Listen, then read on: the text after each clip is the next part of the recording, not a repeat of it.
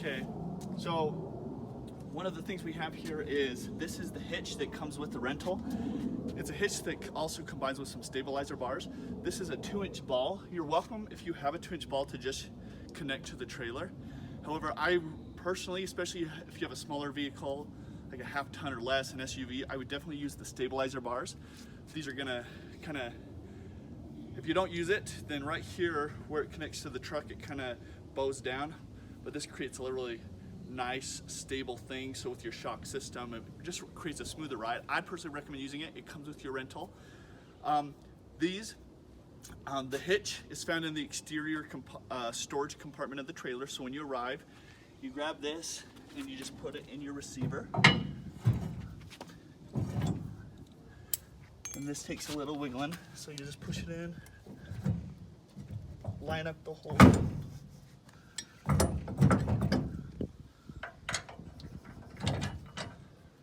and push your pin through so that it's going to be resting right here on that hump.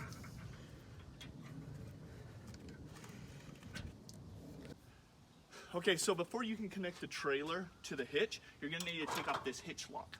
So the keys to the hitch lock and also to everything in the trailer is this lockbox here. As when you rent it, as we get closer, I'll give you the code to this.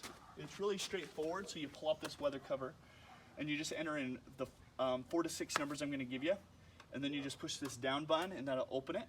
If you enter it in wrong and you're not sure where you're at, you can always push this clear button, just push this down, and then you can push in the number fresh. So I'm going to put it in now. See here, it opens up, and you can see the keys are hanging here. When you drop this off, you're going to put these keys back. Please use the hook. If you just set them in here, it kind of gets jammed. So when you do set the keys back in after your rental, you'll just put the code in, hang them on that hook, close it, close the weather cover. So I'm just going to close it. Okay. So then you come over here to take up the hitch lock. There are 3 keys that you're going to need. This gray one here is the most common one. This is the one that opens everything in the trailer, the deadbolt, the doors, the exterior storage. This one here only opens one thing, and it is the exterior shower. And then this one here, this odd looking one, is for the hitch lock.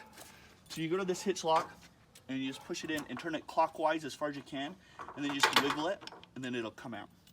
I ask that you use this hitch lock whenever you are parking the RV, disconnecting, and then if you're taking your vehicle somewhere, like you're leaving the trailer at the site alone while you go and have fun, I ask that you put the hitch lock on. So it's probably helpful as soon as you disconnect when you arrive just to set it on. To set it on, you don't need the keys. You just set it in there and then push it to tighten it. You just get it on there nice and snug. You can't jerk it off and you're done. Okay. So once you got this thing lined up, you're gonna use the power jack. So the power jack, there's 2 buttons on here. One of these is just a light switch. You can use it at night. Be sure to leave it off or else it burns the battery. And then you just go down onto your hitch.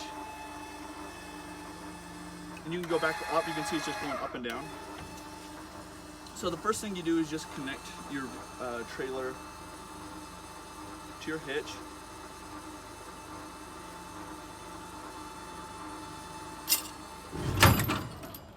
Okay. Now before you bring this all the way up, we're going to put on the stabilizer bars, and these are actually a little bit tricky. The first thing you need to do is lock on the hitch. Oh, I've got this locked on. Now, here's what's tricky about these stabilizer bars that I was telling you about. So there's 2 of them, and they just, if you get in here close, you just push them up in here, underneath here, and you're gonna pull this out in order to get them up. So I just pulled that out and pushed. You can test it by just jerking around a lot, so it's in there secure. So what you're gonna do is over here, you're gonna pull out this pin, and ultimately you wanna get this bar on top of here. Now if I try to do that, that's way too hard. It's not gonna work. I don't have that strength. So what you do is, now that this is locked on here, is you're basically going to push that back down, and I am essentially lifting my truck a little bit. And you can see here this is slowly raising. So the whole unit is lifting. This isn't coming off the hitch, rather it's lifting my truck. And after I've gone for a while, When it's about there, you know, I lift it up and it's about flush. Usually that's enough to be able to slide that on. But again, if that was too hard, you could just go up a little bit more. And then I'm just gonna do the same thing to the other side. So I'm just pushing that up, pulling that out, which will allow me to push it up the rest of the way. Jerk it around, make sure it's caught. Take out that pin, slide it on, and then you take this pin and you put it so it's over it. Some mistakes I've seen people do it like that. That's not doing anything. You're gonna push this in so it's covering that, and then you just push the pin in.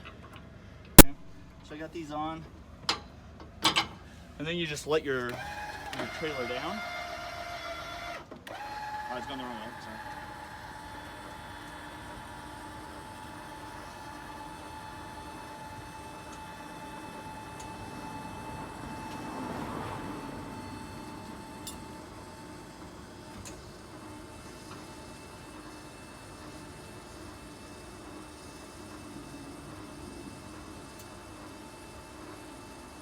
And then at some point, you need to unhook this, take this pin out, and raise it all the way.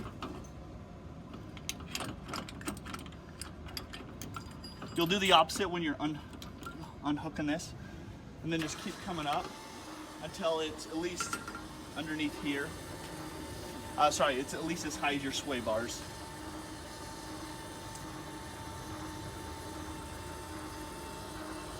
Okay. So then you're going to take these and connect it to your truck. These are your emergency stops, including this cord, which is kind of wrapped all up in here. This cord is your emergency brake. So on my truck, this is how I hook them on. But you want to leave this cord kind of wired in here. That way, in case everything disconnected, this cord would pull, and that's an emergency brake that would stop the vehicle.